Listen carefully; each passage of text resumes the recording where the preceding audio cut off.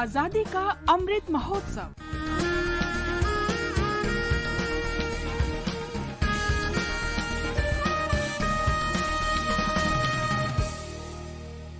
आजादी का सफर आकाशवाणी समाचार के संग। भारत का गौरवशाली स्वतंत्रता संघर्ष आधुनिक विश्व के महानतम स्वाधीनता संघर्षों में एक है। आकाशवाणी से हम प्रत्येक दिन प्रस्तुत कर रहे हैं इस शानदार संघर्ष की एक झलक।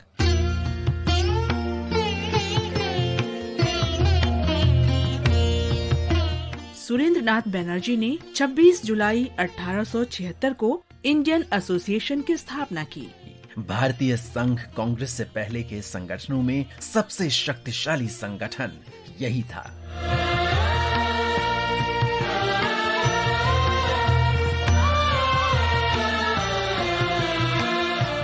उन्नीसवीं शताब्दी में सामाजिक और आर्थिक परिवर्तन होने लगे, जिससे राजनीतिक चेतना में भी वृद्धि हुई। इसी से राजनीतिक संघों और स्वतंत्रता के लिए राष्ट्रीय आंदोलनों का जन्म हुआ। 1875 में शिशिर कुमार घोष और शंभू चरण मुखर्जी ने लोगों के बीच राष्ट्रवाद की भावना की दिशा में काम करने के लिए द इंडिया लीग की स्थापना की।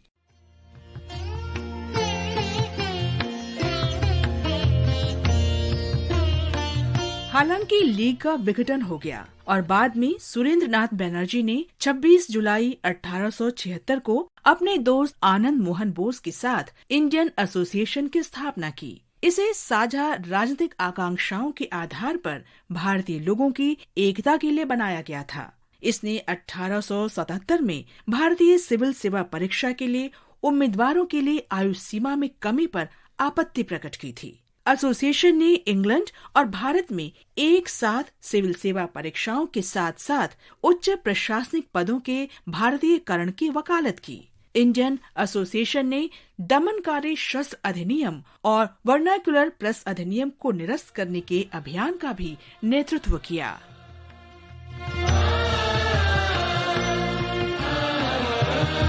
इंडियन एसोसिएशन ने बंगाल और बंगाल के बाहर अन्य कस्बों और शहरों में शाखाएं स्थापित की। समाज के गरीब वर्गों के सदस्यों को आकर्षित करने के लिए सदस्यता शुल्क कम रखा गया था। एसोसिएशन ने पहले अखिल भारतीय सम्मेलन को प्रायोजित किया, जो 28 से 30 दिसंबर 1883 तक कलकत्ता में आयोजित किया गया था। इसमें देश भर से 100 से अधिक प्रतिनिधियों ने भाग लिया। बाद में 1886 में भारतीय राष्ट्रीय कांग्रेस में इंडियन एसोसिएशन का विलय हो गया।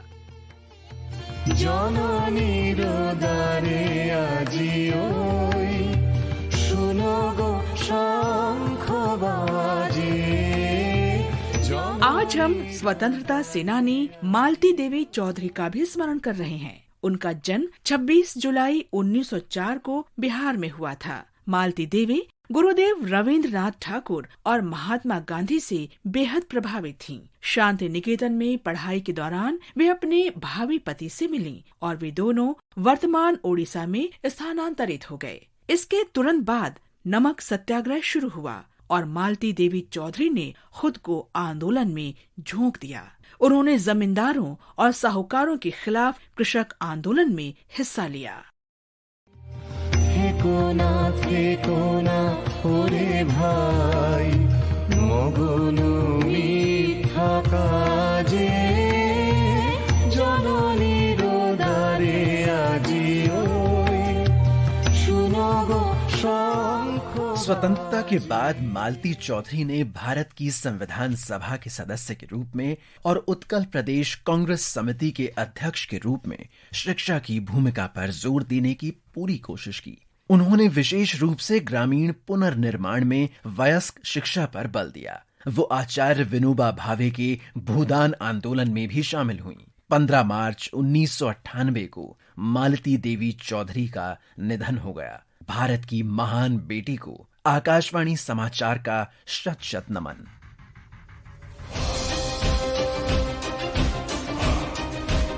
आज हम इस्माइल खान का भी स्मरण कर रहे हैं, जो तत्कालीन बॉम्बे प्रेसिडेंसी के निवासी थे। उन्होंने 1857 में विदेशी शासन से स्वतंत्रता के लिए संघर्ष में भाग लिया और ब्रिटिश ठिकानों पर हमला करने और कंपनी राज को उखाड़ फेंकने की कोशिश में लोगों का नेतृत्व भी किया। इस्माइल को मुठभेड़ के दौरान कंपनी के सैनिकों ने पकड़ लिया और उन पर सरकारी संपत्तियों को लूटने और अंग्रेजों के खिलाफ विद्रोह करने का आरोप लगाया गया। उन्हें आजीवन कारावास की सजा सुनाई गई और 7 मार्च 1859 को अंडमान द्वीप समूह ले जाया गया, जहां 26 जुलाई 1859 को उनकी मृत्यु हो गई।